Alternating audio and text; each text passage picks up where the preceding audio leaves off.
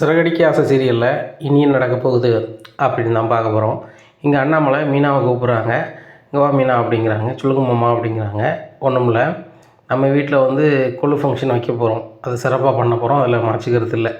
ஆனால் நம்ம வீட்டில் ஃபங்க்ஷன் முறையாக நடத்தும்போது நம்ம சொந்த பந்தம், சுற்றி இருக்கிறவங்க, தெரிஞ்சவங்க, பக்கத்தில் உள்ளவங்க எல்லாரையுமே நம்ம அழைச்சி நம்ம என்ன செய்யணும், இந்த ஃபங்க்ஷன் நடத்தணும். அதுபோக வாரவங்களுக்கு நம்மளால் முடிஞ்ச உபசரிப்பை ரொம்ப சிறப்பாக பண்ணணும். அப்படி பண்ணும்போது அவ்வளோ பேருடைய ஆசீர்வாதம் இந்த குடும்பத்துக்கு கிடைக்கும் அப்படிங்கிறாங்க. ஏங்க இவா வந்து ஏனா தானான்னு சொல்லிட்டு பண்ணிடாம, அதுபோக கொலு ஃபங்க்ஷன் வச்சா பூ ஆர்டர் வந்திருக்கு அப்படி இப்படின்னு சொல்லி போயிடாம அப்படிங்கிறாங்க. அத்தை, ஃபங்க்ஷன் நடத்தும்போது எப்படித்தான் போவேன் அப்படிங்கிறாங்க. போகாமல் இருந்தால் சரிதான், நீங்கள் சொல்லிடுங்க, எனக்கெலாம் வந்து வேலை இருக்குது அப்படிங்கிறாங்க. அத்தை, எல்லாருக்கும் வேலை இருக்க தான் செய்யும், ஆனால் சாயந்தரம் வந்துடுங்க அப்படிங்கிறாங்க. எனக்கு நீ சொல்லுதியா, அந்த விஜயா வீட்டில் தான் கொலு நடக்க போகுது அப்படிங்கிறாங்க. அத்தை, நான் என் வீட்டில் நடக்குன்னு சொல்லலையே அப்படிங்கிறாங்க. சொன்னாலும் சொல்லுவேன் நீ அப்படின்னுட்டு இருக்காங்க. உடனே அண்ணாமலை சொல்கிறாங்க, விஜயா கொஞ்சம் அமைதியாக இரு, என்ன சொல்ல வரேன்னு கேட்டுட்டு சொல்லு அப்படின்னு சொல்லிட்டு, அம்மா உங்கள் வீட்டில் உள்ளவங்கள கூப்பிட்டியாம்மா மீனா அப்படின்னு கேட்குறாங்க. இல்லை அம்மா கூப்பிடலை அப்படிங்கிறாங்க. கண்டிப்பாக கூப்பிடணுங்களாம்மா, நம்மளுக்கு சம்மந்த வழி, கண்டிப்பாக கூப்பிடணும், நம்ம சொந்தக்காரங்களை நம்ம கூப்பிட்டு ஆகணும் அப்படிங்கிறாங்க. ஏங்க பெரிய பெரிய ஆட்கள்லாம் வருவாங்க, இவங்க வீட்டில் வந்தால் எப்படி இருக்கும் அப்படிங்கிறாங்க. பெரிய ஆள்லாம் என்னது குண்டு குண்டாக இருப்பாங்களா அப்படிங்கிறாங்க. ஏங்க நான் வந்து சுருதியோட அம்மா, ஒரு சில பெரிய பெரிய ஆட்கள்லாம் கூப்பிட்ருக்கேன் அப்படிங்கிறாங்க. இங்கே பாரு, அவங்க நம்ம சம்மந்த வழி, நான் கூப்பிடாத வைக்காதுன்னா சொல்லலை, அதே மாதிரி மீனா அம்மாவையும் கூப்பிடாத வைக்காத நீ சொல்லாத அப்படிங்கிறாங்க. விஜயா அம்மன் இருக்காங்க. எப்பா அம்மா இப்படி தான் சொல்லிகிட்டு இருப்பாங்க, நானும் மீனாவும் போய் அத்தையை சீதாவை சத்யாவை கூப்பிட்டு வந்துடுறோம் அப்படிங்கிறாங்க. உடனே விஜயா உருன்னு இருக்காங்க. எப்பா அம்மாவை கூப்பிடாதாங்கன்னு சொன்னால் நம்ம கூப்பிட போகிறோம் இதனாப்பா அப்படிங்கிறாங்க. சரிப்பா போய்ட்டு வரோம் அப்படின்ட்டு மீனா போகலாம் அப்படிங்கிறாங்க. நேராக வீட்டுக்கு போகிறாங்க. அங்கே சீதா அவங்க அம்மா சத்யா இருக்கிறாங்க. 3 பேர் இருக்கும்போது சத்யா என்ன சொல்லுன்னே தெரியாமல் அப்படி உட்காந்துட்டே இருக்காரு. அத்தை, எங்கள் வீட்டில் கொலு ஃபங்க்ஷன் வைக்க போகிறோம், நீங்கள் எல்லாருமே வரணும் அப்படிங்கிறாங்க. நானும் சீதா வந்துடுவோம் மாப்பிள்ள அப்படிங்கிறாங்க. இல்லை எல்லோரும் வரணும் அத்தை அப்படிங்கிறாங்க. அத்தம்மா அப்போ வந்துடுவோம் அப்படிங்கிறாங்க. அத்தை, எல்லோரும் வரணுத்தை அப்படிங்கிறாங்க. சத்யா, உன்னையும் சேர்த்தா மாமா கூப்பிட்றாங்க, நீ வந்துடு அப்படிங்கிறாங்க. தேங்க்ஸ் மாமா அப்படிங்கிறாங்க. எனக்கு என்னடா தேங்க்ஸு, மாறிட்டா சந்தோஷம்தான், என்ன அவங்கள்ட்ட போகாமல் அது உனக்கு நல்லது, அதுபோக நல்லபடியாக எக்ஸாம் எழுது, உன் வாழ்க்கை ரொம்ப சிறப்பாக இருக்கும், எனக்கு தெரிஞ்ச 2-3 பேர்கிட்ட சொல்லி வச்சுருக்கேன் நல்ல வேலைக்கு, நீ எக்ஸாம் மட்டும் முடிச்சுட்டு வா, அதுக்கப்புறம் டிகிரி கொடுத்து சேர்ந்துக்கலாம், ஒன்றும் பிரச்சனை இல்லை அப்படிங்கிறாங்க. சரி மாமா அப்படிங்கிறாங்க. சரி ரைட்டு, செலவு வச்சிருக்கியா காலேஜுக்கு போகிறதுக்கு அப்படிங்கிறது மாமா அப்படிங்கிறாங்க. என்னென்னா இப்படி இதில் ஒரு 500 இருக்குது அப்படிங்கிறாங்க. வேண்டாமாம்மா அப்படிங்கிறேன். வச்சுக்க, நான் தானே தரேன் அப்படின்னு சொல்லிட்டு கொடுக்குறாங்க. உடனே போய்ட்டு வந்த சீதா போய்ட்டு வரான், சத்யா போய்ட்டு வரான் அப்படின்னு சொல்லிட்டு கிளம்புறாங்க. அப்போ இங்கே சீதா அம்மா சொல்கிறாங்க, பாருடா மாமா அவன் மேலே கோபமாக இருந்தாங்க, நீ சிட்டியை விட்டு எப்போ வேலையை விட்டு நின்றையோ அவன்கிட்ட போகலான்னு தெரிஞ்சோன்னே எவ்வளோ பாசமாக இருக்கார் பார்த்தியா அப்படிங்கிறாங்க. இனிமையாவது மாமாட்ட வந்து மரியாதை நடந்துக்கோ அப்படிங்கிறாங்க. அவனே சரிம்மா, இன்னும் ஒன்றும் அப்படி நடந்துக்க மாட்டேன், தப்பாக நடந்துக்க மாட்டேன் அப்படிங்கிறாங்க. சரி ரைட்டு, கொலு ஃபங்க்ஷனுக்கு எல்லாரையும் கூப்பிட்ருக்காங்க. அங்கே வந்து கண்டிப்பாக சம்மந்தியம்மா எதையாவது நம்ம மனசு கஷ்டப்படுற மாதிரி பேசணும் தான், ஆனால் நீ கோவப்படக்கூடாது அப்படிங்கிறாங்க. அம்மா எல்லாம் தான் அவங்கள பற்றி தெரியுமே, நான் பார்த்துக்கிறேம்மா, அக்காவுக்காவையும் மாமாவுக்காவும் நான் எதுவுமே பேச மாட்டேன், அங்கேயும் அவங்களுக்கும் இது நடக்குன்னு தெரியும், ஆனாலும் நம்மளை கூப்பிட்றாங்களே சொந்தக்காரங்கன்ட்டு, சரி நம்ம போகலாம் அப்படிங்கிறாங்க. இங்கே சுருதி அம்மாவை கூப்பிட்றதுக்கு விஜயா நேராக அவங்க வீட்டுக்கு போகிறாங்க. சம்மந்தி அப்படிங்கிறாங்க. அங்கே வாசுதேவன் இருக்கார், சரியான கடுப்பில் இருக்காங்க. வணக்கம் சம்மந்தி அப்படிங்கிறாங்க. உடனே வணக்கம் வணக்கம் அப்படின்னு சொல்லிட்டு மாடியை பார்த்து போயிடுறேன். என்ன நான் சம்மந்தி வணக்கம்னு சொல்கிறேன், நம்ம சம்மந்தி அவங்க பாட்டில் மாடிக்கு போகிறாங்களே அப்படிங்கிறாங்க. இல்லை அவர் கொஞ்சம் வேலை இருக்குது, வேலை டைட்டு, லேப்டாப்லேயே பார்க்க போகிறாரு, அதான் மாடிக்கு போகிறாரு அப்படி. அப்படியா, நானும் சம்மந்தி நம்ம மேலே எதுவும் கோவமானு பார்த்தேன். சம்மந்தி தப்பாக நினச்சிக்காதீங்க, நாளையிலேருந்து எங்கள் வீட்டில் கொலு வைக்க போகிறோம், நீங்கள் கண்டிப்பாக சீஃப் கெஸ்ட்டாக வரணும் அப்படிங்கிறாங்க. குழுவுக்கெலாம் சீஃப் கெஸ்ட்டு கூப்பிடுவீங்களா அப்படிங்க. இல்லை இல்லை, எல்லா சொந்தக்காரங்களையும் கூப்பிடுவாங்க எல்லோரும், நாங்கள் வந்து சம்மந்தியை கூப்பிடுறோம்ல அப்படிங்கிறோம். அப்போ மீனா அம்மாவையும் கூப்பிட்டுருப்பீங்களா அப்படிங்கிறாங்க. சம்மந்தி, அதை ஏன் கேட்குறீங்க, நான்லாம் அவங்க வரக்கூடாதுன்னு தான் நினைக்கிறேன், ஆனால் என் வீட்டில் அப்படியே நடக்குது, என் வீட்டுக்காரும் அந்த முத்தும் அந்த மீனாவும் வந்து அவங்கள கூப்பிட்ருக்காங்க, ஆனால் நீங்கள் வந்தால் தான் சம்மந்தி எனக்கு சந்தோஷமாக இருக்கும் அப்படிங்கிறாங்க. சரி சரி வந்துடலாம். சம்மந்தி இப்படி கொலு ஃபங்க்ஷன் நடத்துகிறீங்க, ரைட்டு தான், சுருதியும் ரவியும் சந்தோஷமாக இருக்காங்களா அப்படிங்கிறாங்க. அவங்களுக்கு என்ன சம்மந்தி, ராஜ வாழ்க்கை வாழ்ந்துட்டுருக்காங்க அப்படிங்கிறாங்க. அப்போ உங்களுக்கு ஒன்றுமே தெரியல சம்மந்தி அப்படிங்கிறாங்க. என்ன சொல்கிறீங்க அப்படிங்கிறாங்க. உங்கள் பையன் வேலை பார்க்குறாருல ஒரு ஹோட்டலில், ஆமாம் ஒரு ரெஸ்டாரண்ட்டில் வேலை பார்க்குறான் அப்படிங்கிறாங்க. அந்த ரெஸ்டாரண்ட் ஓனரோட பொண்ணு கூட சுற்றிட்டுருக்காரு மாப்பிள்ளை, நானும் சுருதிக்கிட்ட எவ்வளவோ சொல்லிட்டேன், ஆனால் சுருதி அதை கண்டுக்கிடலை, ஆனால் நாளைக்கு வந்து சுருதிக்கும் மாப்பிள்ளைக்கும் ஏதாவது ஒரு வருத்தம் வந்துச்சுன்னா பெரிய கஷ்டமாயிடும், அதனால் வந்து நீங்கள் அதை முதல்ல என்னென்னு பாருங்கள் அப்படிங்கிறாங்க. என்ன சம்மந்தி சொல்கிறீங்க, இவங்களுக்குள்ளே எப்படிலாம் இருக்கா அப்படிங்கிறாங்க. இது பொய்யா இருக்குங்க சம்மந்தி அப்படிங்கிறாங்க. ஏங்க நானே நேரில் பார்த்தேங்க, பார்த்துட்டு தான் சொன்னேன் ஸ்ருதிட்ட. ஸ்ருதி பெருசாக எடுத்துக்கல.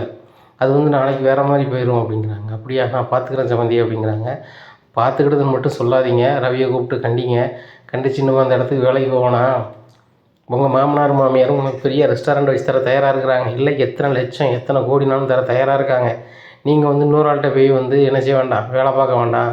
அவங்க சொல்லுறதெல்லாம் செய்யணும்னு அவசியமே கிடையாது. ரெஸ்டாரண்ட் போனீங்கன்னா சமைக்கிற வேலையை மட்டும் பாருங்கள். இல்லையா இன்றைக்கே நிப்பாட்டுங்க, நான் வந்து பணம் தந்துடுறேன் அப்படின்னு நீங்கள் சொல்லிடுங்க. நான் உங்கள்கிட்டே தந்துடுறேன் சம்மந்தி, நீங்களே கொடுத்துருங்க, ஒன்றும் பிரச்சனை இல்லை அப்படிங்கிறாங்க. சம்மந்தி இந்த வாக்கை நீங்கள் கொடுத்தா போதாதா, பொன் வாக்கு. நான் அவனுக்கு சொல்லிடுறேன், அவன் பிழைக்க தெரியாமல் தான் அவ்வளோ நாள் இருந்துட்டான். நான் அவன்கிட்ட சொல்லி எப்படியாவது புரிய வச்சிடுறேன். நீங்கள் பெரிய ரெஸ்டாரண்ட்டாக வச்சு கொடுங்க, அது போக ஒரு கையில் ஒரு 1 கோடி ரூபா கொடுங்க, அவன் பெரிய ஆளாக வந்துடுவான் அப்படிங்கிறாங்க. எங்கிட்ட இருக்க சொத்து எல்லாமே ஸ்ருதிக்கும் ரவிக்கும் தானே, வேறு யாருக்கு நாங்கள் சேர்த்து வச்சுட்ருக்கோம். இங்கே இருக்க சொத்தாக இருக்கட்டும், கேரளாவில் இருக்க சொத்தாக இருக்கட்டும், பாம்பேயில் இருக்க சொத்தாக இருக்கட்டும், டெல்லியில் இருக்க சொத்தாக இருக்கட்டும் அப்படிங்கிறாங்க. சம்மந்தி உங்களுக்கு டெல்லியெலாம் சும்மா நிறைய சொத்து இருக்கா அப்படிங்கிறாங்க. ஏங்க நாங்கள் வந்து இந்த ஊருக்கு பொழைக்க தான் வந்தோம். என் வீட்டுக்காரர் வேலை பார்க்குறதுனால, வேலை வந்து ஒரு கௌரவத்துக்கு பார்க்குறாரு என் வீட்டுக்காரர். என் வீட்டுக்காரர் வேலைக்கு வரதுக்கு முன்னாடி பெரிய கோடீஸ்வரன், பல தொழிலை அவங்க ஃபேமிலியில் பண்ணவங்க. ஒரே பையன் என் வீட்டுக்காரர். எங்கள் அப்பாவும் சாதாரண ஆள் கிடையாது, எங்கள் அப்பாவுக்கும் சொத்து இருக்குது, அதுதான் டெல்லியில் இருக்குது அப்படிங்கிறாங்க. இதை கேட்ட விஜயாவுக்கு பயங்கர புல்லரிப்பு. சம்மந்தி நீங்கள் வேறு எதுவும் நினைக்காதீங்க, இவ்வளோ சொல்லிட்டீங்க. ரவி எப்படி அந்த பொண்ணை விரும்புவான், உங்கள் பொண்ணை தான் ரொம்ப விரும்புவான். நான் பார்த்துக்கிறேன் சம்மந்தி, போய்ட்டு வரேன் அப்படின்னு சொல்லிட்டு ரொம்ப சந்தோஷமாக சிரிச்சுக்கிட்டு வெளில வராங்க. இந்த சூழ்நிலையில் பார்வதி கரெக்டாக ஆட்டோவில் வந்து இறங்குறாங்க. பார்வதி இவ்வளோ லேட்டாக வருவேன், அதான் நான் சம்மந்தியை பார்த்துட்டு வந்துட்டேன் அப்படிங்கிறாங்க. அப்படியா, கொஞ்சம் நேரம் ஆகிட்டு என்ன செய்ய, சரி இவன் சம்மந்தி வரன்ட்டாங்களா கொழு ஃபங்க்ஷனுக்கு அப்படிங்கிறாங்க. ஆமாம் அப்படிங்கிறாங்க. சரி வா நம்மளுக்கு தெரிஞ்சவங்களாம் சொல்லிடுவோம் அப்படின்னு சொல்லிட்டு ஆட்டோவில் ஏற்றி தெரிஞ்சவங்களாம் போய் சொல்கிறாங்க. சொல்லிவிட்டு நேராக நடனப்பள்ளிக்கு போயிடுறாங்க. அங்கே ஸ்டூடெண்ட்டை இப்படி இப்படி பண்ணுங்க அப்படி இப்படி பண்ணுங்க அப்படின்னு சொல்லிட்டு போய் இருக்கிறாங்க. ரதி திரிபன் நீங்கள் வந்து ப்ராக்டிஸ் பண்ணுங்கள் அப்படின்னு சொல்லிட்டு போயிடுறாங்க. சரி மேடம் நாங்கள் ப்ராக்டிஸ் பண்ணுதோம் அப்படின்னு சொல்லிட்டு அவங்க தனியாக ரூமில் அவங்க வழக்கம் போல் பேச ஆரம்பிச்சிடுறாங்க. இங்கே பார்வதி சொல்கிறாங்க, கொழு ஃபங்க்ஷனு லேசாக வைப்பண்ணு பார்த்தா பெரிய பெரிய ஆட்கள்லாம் கூப்பிடுதியே அப்படிங்கிறாங்க. பிறகு நான் கூப்பிட மாட்டேனா அப்படிங்கிறாங்க. அப்போ மீனா அம்மாவை கூப்பிட்ருக்கியா அப்படிங்கிறாங்க. என்ன உனக்கு திமிரு ஆகிட்டா அப்படிங்கிறாங்க. இல்லை அவங்களும் சம்மந்தி தானே அப்படிங்கிறாங்க. நான் கூப்பிடலை, என் வீட்டுக்காரும் முத்துவும் மீனாவும் கூப்பிட்டாங்க அப்படிங்கிறாங்க. சரி கொழு ஃபங்க்ஷனில் வச்சு பெரிய ஆள் சிறிய ஆள்னு பேசாத, இது வந்து வழிபாடு கடவுள் வழிபாடு மாதிரி, அதனால் வந்து அங்கே எல்லோரும் சமம். அதில் வந்து ஒரு ஆள் உயர்ந்த ஆள் தாழ்ந்த ஆள்னு பேசாத, வந்த ஆள்கள் உன்னையே தான் வந்து எதுவும் சொல்லுவாங்க பார்த்துக்கோ அப்படிங்கிறாங்க. அப்படிலாம் சொல்லுவாங்களா அப்படின்னு சொல்ல மாட்டாங்களா, எல்லோரும் ஒன்று, அதில் சம்மந்தி நீங்கள் தான் முன்னாடி நிற்கணும், அவங்க தான் நிற்கணும் அப்படிலாம் சொல்லவே சொல்லாத. உன் பாட்டில் அவங்க வாங்க சம்மந்தின்னு ஒரு இடத்துல உட்கார வச்சுட்டு அமைதியாக இரு. அவங்களுமே தரையில் உட்காந்து பூஜை பண்ணால் பண்ணுறாங்க, இல்லைன்னா சேரில் உட்காடுறாங்க, அது அவங்கள சார்ந்தது. ஆனால் ஒரு ஆளுக்கு முக்கியத்துவம் கொடுத்து ஒரு ஆளுக்கு முக்கியத்துவம் கொடுக்காம விட்றாத, அது நல்லா இருக்காது அப்படிங்கிறாங்க. நான் அப்படித்தான் நினைக்கேன், ஆனால் மீனா அம்மாவுக்குலாம் ஓவராக மரியாதை கொடுத்தா நான் சும்மா விட மாட்டேன் அப்படிங்கிறாங்க. இங்கே பாரு விஜயா, சின்ன பிள்ளை மாதிரி பண்ணிகிட்ருக்காது, உனக்கு மீனா அம்மா அப்படி இல்லைன்னா மனசில் வச்சுக்கோ, 4 பேர் வரும்போது பண்ணாத பார்த்துக்கோ அப்படிங்கிறாங்க. சரி மதியம் சாப்பாடு கொண்டு தந்துட்டாளா மீனா அப்படிங்கிறாங்க. இப்போ தான் தந்துட்டு போனா அப்படிங்கிறாங்க. என்ன சமைச்சிருக்கா அப்படிங்கிறாங்க. எனக்கு என்ன தெரியும், மாமியார் இருந்தவர் தான் ஓப்பன் பண்ணணும்னு நினச்சேன், அதுக்குள்ளே வந்துட்டோம்ல பார்ப்போம் அப்படின்ட்டு திறந்து பார்க்குறாங்க. திறந்து பார்க்கும்போது சைவ சாப்பாடு இருக்குது. என்ன சாம்பார் பொரியல்லாம் வச்சுருக்கா அப்படிங்கிறாங்க. கொழு வைக்கிங்க, அப்போ வந்து உங்கள் சைவ சாப்பாடு தானே உங்கள் வீட்டில் அப்படிங்கிறாங்க. கொழு வச்சா சைவம் தான் சாப்பிடணுமா, சைவம் இறங்காத. பார்வதி ஆளுக்கு ஒரு முட்டையாவது ஆம்லேட் போட்டு கொண்டு வாங்க அப்படிங்கிறாங்க. கொழு ஃபங்க்ஷன் வச்சுட்டு முட்டை வேணும், முட்டை தான் சாப்பிடு அப்படின்ட்டு சாப்பிட சொல்லுறாங்க. நல்லா வேறு வழியே இல்லாமல் விஜயா சாப்பிட்றாங்க. இப்படியா இருக்குது. இந்த சூழ்நிலையில் வந்துட்டு ரவி ஃபோன் அடிக்கிறார். அம்மா வீட்டுக்கு வந்தேன், வீட்டில் ஏதோ பூஜை நடக்கும் போல் அப்படிங்கிறாங்க. என்ன இப்போமே பூஜையா அப்படிங்கிறாங்க. தெரியலம்மா, வீட்டிலேருந்து புகையாக வருது அப்படிங்கிறாங்க. இரு நான் ஃபோன் அடிக்கிறேன் அப்படின்னு சொல்லிட்டு நேராக மீனாவை ஃபோன் அடிக்கிறேன். மீனா என்னடி செஞ்சிட்ருக்க அப்படிங்கிறாங்க. அத்தை வீடு பூரா சாம்பிராணி காட்டிகிட்டு இருக்கேன் அப்படிங்கிறாங்க. இவ்வளோ புகை மண்டலமாக ஆக்குவ, ரவி வீட்டுக்கு வெளியே இருக்கிறான், கதவை திறந்து விடு அப்படிங்கிறாங்க. கதவை திறந்து விட்றாங்க. நீங்கள் தான் வீட்டில் இருந்தீங்களா, நானும் பூஜை எதுவும் நடக்கான்னு பார்த்தேன் அப்படிங்கிறாங்க. அதே எப்படி ரவி உங்களை கூப்பிடாம, நாளைக்கு தான் பூஜை, இன்றைக்கி வீடு பூரா வந்து கழுவி விட்டு சாம்பிராணி புகை காட்டினேன் அப்படிங்கிறாங்க. அப்படியா, சரி அதான் அம்மா தான் வீட்டுக்குள்ளே இருப்பாங்க போல, எதுவும் ஆயிட்டுன்னு போல சொல்லிட்டு தான் ஃபோன் அடித்த அம்மாவுக்கு அப்படிங்கிறாங்க. அது ஏன் ரவி ஆக போகுதுங்க, சாம்பிராணி புகை காட்டினேன் அப்படிங்கிறாங்க. சரி நீங்கள் என்ன ரவி நேரத்தில் வந்துட்டீங்க அப்படிங்கிறாங்க. இல்லை ஓனர் நம்ம வீடை பார்க்கணுன்னு சொன்னாங்க, அதான் நான் முன்னுக்கூட்டியே வந்துட்டேன், அவங்கள வாங்கன்னு கேட்கணும்ல அப்படிங்கிறாங்க. யார் ரவி, உங்கள் ரெஸ்டாரண்ட் ஓனரா அப்படிங்கிறாங்க. அவங்க பொண்ணு அப்படிங்கிறாங்க. அப்படியா, சரி அப்படிங்கிறாங்க. இந்த சூழ்நிலையில் சுருதியும் வந்துடுறாங்க. தலைவலிக்குன்னு சொல்லிட்டு வேலையில் பாதியிலே வந்துடுறாங்க. "என்ன ரவி நீ வீட்டில் இருக்க?" அப்படிங்கிறாங்க. "எங்கள் ஓனர் வீட்டுக்கு வரணும், உங்கள் வீட்டை பார்க்கணுன்னு சொன்னாங்க. அதனால தான் வந்து நான் வீட்டுக்கு வந்துட்டேன்." அப்படிங்கிறாங்க. உடனே, "என்னது உங்கள் ஓனரு வீட்டை பார்க்கணுன்னு சொன்னாங்களா? ஏன் உனக்கு ரெஸ்டாரண்ட்டில் தானே வேலை, உங்கள் ஓனருக்கு என்ன சொல்கிறாங்களோ அதை செய்கிறது உனக்கு வேலையா?" அப்படிங்கிறாங்க. "இங்கே பாரு அவங்க என் பாஸு, அவங்க சொன்னால் நான் செய்ய தானே செய்யணும்." அப்படிங்கிறாங்க. "இதெல்லாம் செய்யணும்னு சொல்லணும்னு அவசியமே இல்லையே." அப்படிங்கிறாங்க. கொஞ்ச நேரம் பேசிகிட்டு இருக்கும்போதே காலிங் பெல் அமுக்குறாங்க. அதனால் கதவை திறக்கிறாங்க ரவி. திறக்கும்போது பயங்கரமாக மணமாக சாம்பிராணி புகைலாம் இருக்குது. வீடு ரொம்ப சுத்தமாக இருக்குது. இதை பார்த்துட்டு நேற்று பார்த்துட்டு, "ரவி ரொம்ப சூப்பராக இருக்கும் உங்கள் வீடு. பார்க்க சின்ன வீடாக இருந்தாலும் ரொம்ப சுத்தமாக வச்சுருக்கிறீங்க. ரொம்ப அருமையாக இருக்குது. இந்த வாசனையே ஒரு அருமையாக இருக்குது." அப்படிங்கிறாங்க. "இது எல்லாம் பண்ணது எல்லாமே எங்கள் அண்ணி தான். வீடை எப்போவுமே சுத்தமாக வச்சுருப்பாங்க. ரொம்ப அருமையாக சமைப்பாங்க." அப்படிங்கிறாங்க. "உங்களோட சூப்பராக சமைப்பாங்களா?" அப்படிங்கிறாங்க. "சூப்பராக சமைப்பாங்க." அப்படிங்கிறாங்க. "அப்போ நான் சாப்பிடட்டுமா?" அப்படிங்கிறாங்க. "வாங்க மேடம்." அப்படின்னு சொல்லிட்டு சாப்பாடை ரவியே வச்சு கொடுக்குறாரு. சாப்பிட்டுட்டு, "செமையாக இருக்குது. அவங்க பேர் என்னது?" அப்படிங்கிறாங்க. "மீனா." அப்படிங்கிறாங்க. "மீனா செமையாக இருக்குது." அப்படிங்கிறாங்க. உடனே சொல்கிறாங்க, "மீனா அக்கா, எங்கள் அக்கா மீனா அக்கா சமைச்சா ரொம்ப சூப்பராக தான் இருக்கும்." அப்படிங்கிறாங்க. "ஓ உங்கள் ஒய்ஃபு ரவி இங்கே தான் இருக்காங்களா?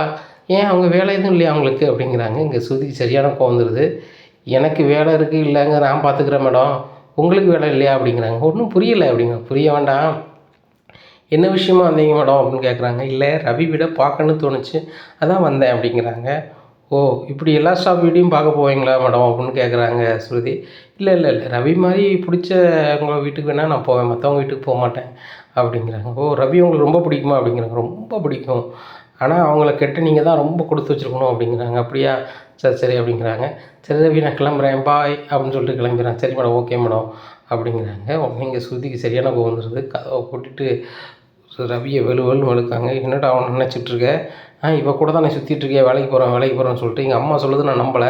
போகிற பக்கம் பார்த்தா இவ தான் வேணும்னு சொல்லுவியோ? பிச்சிரும் பிச்சு. சரியா? நான் உன்னை கல்யாணம் முடிக்கலை, விலைக்கு வாங்கியிருக்கேன். நீ எனக்கு தான இப்போ உண்டான பொருள்." அப்படிங்கிறாங்க. "ஏய் லூஸு, அது எங்கள் ஓனரடி வந்தாங்க, வீட்டுக்கு போகணும், உங்கள் வீட்டை பார்க்கணுன்னாங்க. சரி வாங்க மாட்டேன்னு சொன்னேன், இதில் என்ன தப்பு இருக்குது?" அப்படிங்கிறாங்க. உடனே சுற்றி விடுங்க ரவிலாம் அப்படி பையன் கிடையாது." அப்படிங்கிறாங்க. "இல்லை மீனா உங்களுக்கு தெரியாது, வர ரொம்ப சேட்டை பண்ணிகிட்ருக்கான். ஆனால் ஓவராக சேட்டை பண்ணால் நடக்குதே வேறு." அப்படிங்கிறாங்க. "சுருதி தயவுசெய்து நீ தப்பாக பேசாத, வா ரூமில் போய் எதுனாலும் பேசிக்கலாம்னு." ரூமில் போயிடுறாங்க. ரூமில் போய் ரவி சுருதி காலில் விழுறாங்க. "இன்னுமே நீ வந்து அந்த ரெஸ்டாரண்ட்டுக்கு வேலைக்கு போகக்கூடாது." அப்படிங்கிறாங்க. "இங்கே பாரு சுருதி, டபார்னு வேலையை விட்டு எப்படி நிற்க முடியும்? மாத கடைசி நான் ஃபுல்லாக வேலை பார்த்துக்கிறேன். அப்படின்னாலும் நான் வேறு வேலையை தேடிட்டு தானே விட முடியும். எங்கள் ஓனர் நல்ல ஓனரு, எனக்கு நிறைய முக்கியத்துவம் கொடுக்குறாங்க. அப்படி இருக்கும்போது நான் எப்படி நிற்க முடியும்?" அப்படிங்கிறாங்க. "உனக்கு முக்கியத்துவம் கொடுத்தும் என்னையும் பிரித்தா எப்படி இருக்கும்?" அப்படிங்கிறாங்க. "அதை ஏன் பிரிக்க போகிறாங்க?" அப்படிங்கிறாங்க. "நீ பண்ணதெல்லாம் பார்க்கும்போது அப்படி தான்டா தெரியுது. நீ நாளையிலேருந்து வேலைக்கு போக வேண்டாம், சரியா? என்னை பைக்கில் கொண்டு கூட்டி விடு, இங்கே வந்து விடு. அதுக்கு நான் மாத சம்பளம், உனக்கு நீ என்ன சம்பளம் வாங்குற? 12,500 நான் 15,000 தரேன். நீ தினமும் நின்று விடு. அது போக நீ சாப்பாடு 3 நேரம் சாப்பாடு நான் கடையில் வாங்கி தந்துடுறேன்." அப்படிங்கிறாங்க. "என்ன ஸ்ருதி, என்னை பார்க்க எப்படி தெரியுது?" அப்படிங்கிறாங்க. "எனக்கு கடுப்பாக இருக்குது. நீ வந்து நாளிலேருந்து வேலைக்கு போகாதனா போகாத, அவ்வளோதான் சொல்ல முடியும்." அப்படின்னு சொல்லிட்டு செல்லை எல்லாம் இங்கே வச்சுட்டு ரூமில் வச்சுட்டு நேராக, "மீனா இது வேலை இருக்கா, நான் செய்கிறேன்." அப்படிங்கிறாங்க. "வேண்டாம் ஸ்ருதி, நானே பார்த்துட்டேன்." அப்படிங்கிறாங்க. "இல்லை மீனா ரொம்ப கடுப்பாக இருக்குது. ஸ்ருதி என்ன ஸ்ருதி வந்து எப்படி இருப்பான்னு உங்களுக்கு தெரியும். ரவிகிட்ட பேசிட்டுனா ரொம்ப கடுப்பாயிரும்." அப்படிங்கிறாங்க. "ஸ்ருதி ரவினா நல்ல பையன் தான்." அப்படிங்கிறாங்க. "நல்ல பையன் தான், அதனால தான் எனக்கு பயமாக இருக்குது. அவள் வந்து இவனை சுற்றி வந்துட்டுருக்கா மீனாக்கா. ரொம்ப கடுப்பாகுது. நான் ஏதாவது சொல்லிடக்கூடாது, எங்கள் அம்மா நினைக்கிற மாதிரி ஆயிடக்கூடாதுல்ல." அப்படிங்கிறாங்க. "உங்கள் அம்மா என்ன நினைக்கிறாங்க ஸ்ருதி?" அப்படிங்கிறாங்க. "ரவியும் அவங்க ஓனர் பேசுகிறதுன்னு தப்பாக நினச்சி எங்கள் அம்மா பேசுகிறாங்க. அதேமாரி நடந்துடக்கூடாதுல்ல மீனா. நான் வேறு லவ் மேரேஜ் பண்ணியிருக்கேன். அவள் விருப்பப்பட்ட வாழ்க்கை இப்படி அமைச்சிக்கிட்டு வாழ்க்கை வம்பா போச்சுன்னு ஏதாவது ஒரு வார்த்தை சொல்லிடக்கூடாது, அதனால தான் நான் பயப்படுறேன்." அப்படிங்கிறாங்க. ரவி பின்னாடி வராரு. "அப்படிலாம் ஒன்றுமே ஆகாது ஸ்ருதி." அப்படிங்கிறாங்க. "டேய் நீ தூர போயிடுற, அவன் மேலே நான் கோவமாக இருக்கேன்." அப்படிங்கிறாங்க. "சரி கோவமாக இருக்கிறது இருக்கட்டும், வா நம்ம ஷாப்பிங் போய்ட்டு வரலாம்." அப்படிங்கிறாங்க. "ஷாப்பிங்கா? சரி வரேன் வா." அப்படின்னு சொல்லிட்டு சிரிச்சுட்டே கிளம்பி போயிடுறாங்க. இங்கே மீனா நினைக்கிறாங்க, இந்த ஸ்ருதி பொண்ணை புரிஞ்சிக்கவே முடியல, ரொம்ப கோவமாக இருந்துச்சு, ஷாப்பிங் போவான்னு கிளம்பிட்டாங்க பார்த்தீங்களா அப்படின்னு சொல்லிட்டு நினைக்கிறாங்க. உடனே பிறப்பிட்டு வராங்க. அப்போ மீனா சிரிக்கிறாங்க. சிரிச்சோன்னே, "என்ன மீனா, ஸ்ருதி கோவமாக இருந்தால் டபார்னு ஷாப்பிங் போனோன்னே உடனே கிளம்பிட்டலான்னு பார்க்குறீங்களா?" அப்படிங்கிறாங்க. "சரி இவன் என் புருஷன், கோவப்பட்டோம், ஷாப்பிங் கூடும்போது நம்ம கூட கம்பெனி போய் தானே ஆகணும். இல்லைனா அந்த ஹோட்டல் ஓனருக்கு ஃபோன் பண்ணி நானும் நீங்கள் துணி எடுக்க வாங்க மேடம், அது சரியாக வருமா?" அப்படிங்கிறாங்க. மீனா சிரிக்கிறாங்க. இந்த சூழ்நிலையில் ஷாப்பிங் போய்ட்டு மீனாவும் முத்துக்குன்னு ட்ரெஸ் எடுத்துகிட்டு வந்துடுறாங்க. "மீனா இதில் உங்களுக்கும் முத்துக்கும் ட்ரெஸ் இருக்குது, ஆன்ட்டிக்கு தெரிய வேண்டாம்னு சொல்லி கொடுத்துட்டு போகிறாங்க." "இது எதுக்கு சுருதி நீங்கள் எடுத்தீங்க?" அப்படிங்கிறாங்க. "இல்லை புது ட்ரெஸ் போடணுங்கிறது, அடுத்த நாளைக்கு நிறைய பேர் வருவாங்கள்ல, சரியா அதுக்கு தான்." அப்படிங்கிறாங்க. இந்த சூழ்நிலையில் ஸ்ருதி அம்மா கால் பண்ணுறாங்க. நாளைக்கு உங்கள் வீட்டில் ஃபங்க்ஷன் அடி அப்படிங்கிறாங்க. ஆமாம் அப்படிங்கிறாங்க. ஏன்டி ஒரு வார்த்தை சொல்லலை அப்படிங்கிறாங்க. என்னம்மா வீட்டில் சாமி கும்பிடுதாங்க, இதெல்லாம் சொல்லுவாங்களான்னு எனக்கு தெரியாது அப்படிங்கிறாங்க. உங்கள் வீட்டிலேருந்து எல்லாரையுமே கூப்பிட்ருக்காங்க, என்னையும் என்கிட்ட சொல்லணும்னு தோணலையா அப்படிங்கிறாங்க. ஏம்மா நீ வந்துருமா போ அப்படிங்கிறாங்க. உடனே உங்கள் மாமியார் வந்து சொல்லிட்டாங்க அப்படிங்கிறாங்க. எங்கள் வீட்டிலேருந்து ஒரு ஆள் சொல்லியாச்சுல்ல, பிறகு எதுக்கு மம்மி என்கிட்ட கேட்டுட்ருக்க, வந்துரு அப்படிங்கிறாங்க. மறுநாள் காலைல விடியுது. உடனே எல்லாருமே வேலைக்கு போயிடுறாங்க. சாயந்தரம் எல்லாருக்குமே தகவல் சொல்கிறாங்க மீனா, இந்த மாதிரி எல்லாரும் நேரத்தோட வந்துடுங்க அப்படின்னு சொல்லிட்டு எல்லாருமே வந்துடுறாங்க. தெரிஞ்சவங்க அறிஞ்சவங்க எல்லாருமே வந்து இருக்கிறாங்க. அப்போ பூஜை நடந்துகிட்ருக்கு. அப்போ அதில் வந்து பெரிய ஆள் சொல்கிறாங்க, இது வந்து வைக்கிறது ரொம்ப சிறப்பு. இப்படி வீட்டில் வச்சு நம்ம வழிபட்டால் வந்து குடும்பத்துக்கு நல்லதே நடக்கும். யார் யாருக்கு என்ன வேண்டுதல் வேணுமோ இதில் வச்சு நம்ம எல்லோரும் சேர்ந்து ப்ரேயர் பண்ணால் கண்டிப்பாக நல்லதே நடக்கும் அப்படின்னு சொல்லும்போது, மீனா நீங்கள் என்ன நினைக்கிறீங்க அப்படின்னு சொல்லி முத்துட்டு கேட்குறாங்க. மீனா அந்த குடும்பம் நல்லா இருக்கணும் மீனா அப்படின்னு சொல்கிறாங்க. அதை குடும்பம் நல்லா இருக்கணும்னு சொல்லிட்டு ப்ரேயர் பண்ணுறாங்க. அப்போ ரோஹினிட்டு கேட்குறாங்க, பார்லர் நல்லா ஓடணும் அப்படிங்கிறாங்க. அப்புறம் வந்துட்டு மனோஜ் கேட்குறாங்க, கடையில் நிறைய வியாபாரம் நான் பெரிய மல்டி மில்லியனர் ஆகணும் அப்படிங்கிறாங்க. அதே மாதிரி ப்ரேயர் பண்ணுறாங்க. அது முடிஞ்ச பின்னாடி மீனா நீ என்னம்மா ஆசைப்படுற அதை சொல்லுமா அப்படிங்கிறாங்க. என் தம்பி வந்து நல்லா படிக்கிறான், அவன் டிகிரி முடித்து அவன் நல்ல ஒரு வேலைக்கு போகணும் அப்படிங்கிறாங்க. வேலைக்கு போகணும்னு சொன்னோன்னே அதே மாதிரி ப்ரேயர் பண்ணுறாங்க. ப்ரேயர் பண்ணி முடித்தோடனே இவங்க சிரிக்க ஆரம்பிச்சிடுறாங்க. ரோகிணி, ஏன் ரோகிணி சிரிக்கிங்க அப்படிங்கிறாங்க. இல்லை உங்கள் தம்பியே திருட்டுத்தனம் பண்ணிட்டாலே தான், அவன்லாம் வந்து டிகிரி முடித்து வேலைக்கு போய் பெரிய ஆள் ஆயிடுவான்னு சொல்லி நீங்கள் நம்புறதே மிகப்பெரிய விஷயம். இதில் அவனுக்கு நீங்கள் ப்ரேயர்லாம் பண்ணுறீங்களா அப்படின்னு சொன்னோன்னே சரியான கோவம் வந்துடுது. என்னடி சொன்ன அப்படின்னு சொல்லி விஜயா முன்னாடியே பலாருன்னு சொல்லிட்டு வாங்குறாங்க ரோகிணியை. இதை பார்த்த விஜயா ரொம்பவே ஷாக்காகி நிற்கிறாங்க. இனி என்ன நடக்கும் அப்படிங்கிறத பொறுத்து வந்து பார்க்கலாம்.